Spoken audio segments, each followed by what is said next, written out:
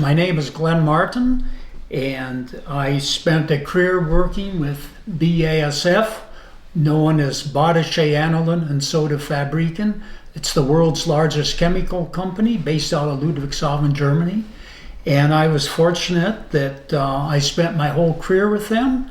And then about 3 years after I retired, my wife and I moved to Colorado because our daughter was here and our son and his wife were here. So that's what brought us to Colorado, which has been a nice place for a lot of outdoor photography. It wasn't just a light bulb clicking on. Back when I started with the company, we were based in a research facility in White House, Ohio, which is just a little southwest of Toledo. And one time for fun, I thought I would go to Toledo University, and they offered a class in darkroom techniques and in portraiture. I took those, and that led me to building my own darkroom, developing my own film, processing the film. And that's what got me started in it. And then, of course, as time goes on, with the capability of today's digital cameras and stuff, there's nothing that I can do in a dark room that I can't do with a modern digital camera that can take a picture of 25 megabytes, you know. So I'm pretty much digital photography. I like to capture things, and again, my preference has leaned toward black and white, because in one of the classes I took, another professional photographer made a very, very clear statement that's resonated with me. A beautiful color picture can give you a wonderful representation of what's there, but in black and white, it has to give you a feeling.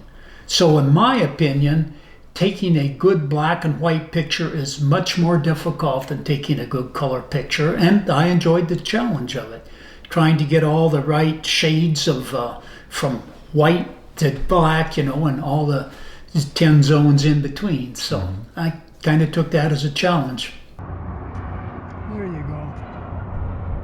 Well, what gives me the satisfaction is I have a number of pictures that most people wouldn't even think of taking, and they can turn into an art form.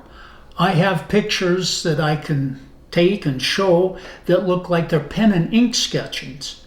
So if you looked at it, if I made a copy of it and put it on the wall, you might say, hey, that's a pen and ink artist, but it's a photograph. And things that maybe people would never think of taking it. And one of my pictures, crawling on my stomach, taking a picture of a dandelion that had gone to seed, you know, just something completely different like that, and try to get an image out of it that combines together to make kind of an artistic balance across the whole picture. Try to find something in a way that most people wouldn't. Now, we have outdoor photography. I have a lot of outdoor things done in color and black and white, and they both have their merits. And Colorado gives you one type of scenery that we all know of, you know, beautiful mountain ranges and stuff.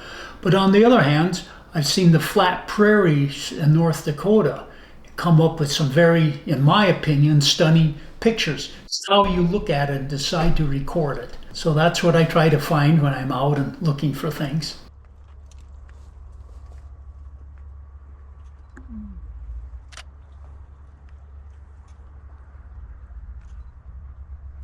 There's one thing that I think all people should remember. Your pictures are not taken with a camera. They're taken in your mind.